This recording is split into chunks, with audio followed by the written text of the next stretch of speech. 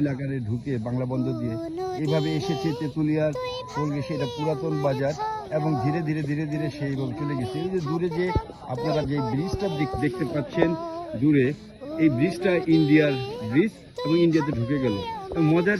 মজার ইতিহাস হচ্ছে মহানন্দা নদী দ্বিতীয়বার আবার বাংলাদেশে ঢুকেছিল তার জীবনের শেষ সময়ে। সেটা ঢুকে চাঁপাইনবাবগঞ্জ দিয়ে, এবং চাঁপাইনবাবগঞ্জ দিয়ে ঢুকে সে গঙ্গার প্রবাহ পদ্মার সাথে মিলিত হয়ে নিঃশেষ হয়ে যায় এবং পরবর্তীতে পদ্মা প্রবাহের মাধ্যমে মেঘনার সাথে মিশে যা বঙ্গোপসাগরে পতিত হয়। তাহলে এই মহানন্দা নদী 360 কিলোমিটার দীর্ঘ নদীটি দার্জিলিংয়ে হিমালয়ের উৎপত্তি হয়ে এটা বাংলাদেশে আমাদের বাংলা বন্দর দিয়ে ঢুকলো এবং তেঁতুলিয়া পুরান বাজার দিয়ে আবার সেটা ইন্ডিয়াতে প্রবেশ করলো এবং ইন্ডিয়ার অনেক জায়গায় ঘুরে আবারও তার হৃদয়ে বাংলাদেশ সম্পর্কে প্রেম উত্থাপিত উত্তোলিত হলো এবং সে আবার বাংলাদেশে আসলো এবং তার শেষ নিঃশ্বাস ত্যাগ করলো।